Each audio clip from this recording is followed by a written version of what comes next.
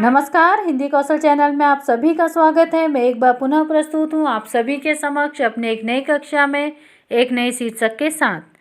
और जैसा कि आप सभी जानते हैं कि हमारे चैनल का नाम है हिंदी कौशल।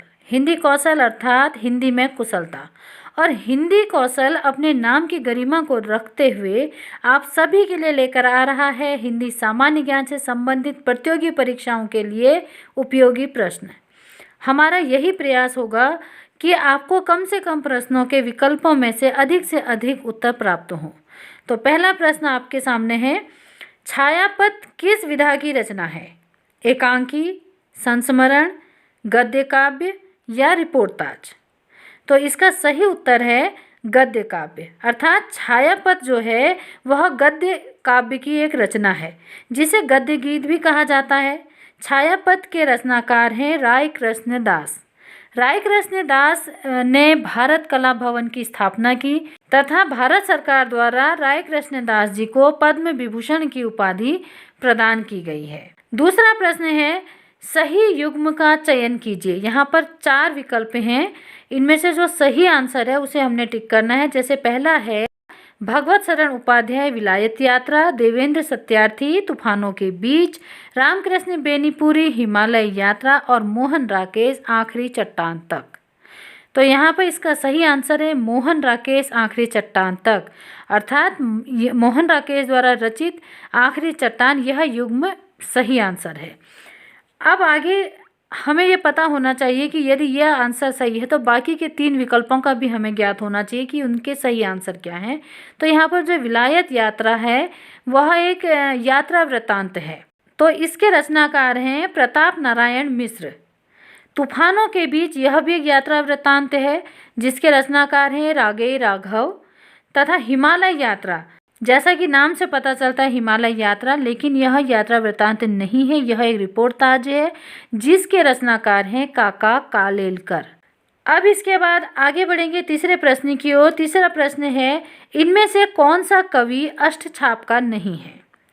इसके 4 ऑप्शन हैं, सूरदास, कुंभनदास, नंददास या रैदास। तो सबसे पहले हमें पता होना चाहिए कि अष्टछाप के अंतर्गत कौन कौन से कवि आते हैं। तो यहाँ पर अष्टछाप के कवि हैं सूरदास, कुंभनदास, परमानंद दास, कृष्णदास, छीत स्वामी, नंददास, गोविंद स्वामी और चतुर्भुज दास। तो इन 8 कवियों में से सूरदास, कुंभनदास और नंददास जो हैं हमारे 4 विकल्पों में आते हैं। तो यह 3 जो हैं अष्टछाप के कवि हैं।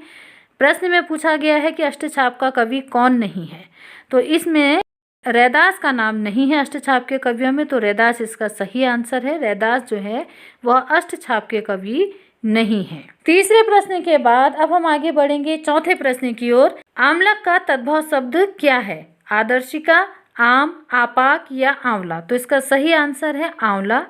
आंवला एक तद्भव शब्द है।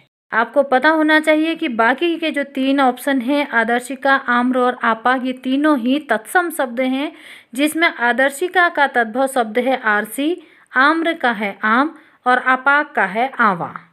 और हमारा आज का आखिरी प्रश्न है, विशेषण की विशेषता बताने वाले शब्द क्या कहलाते हैं?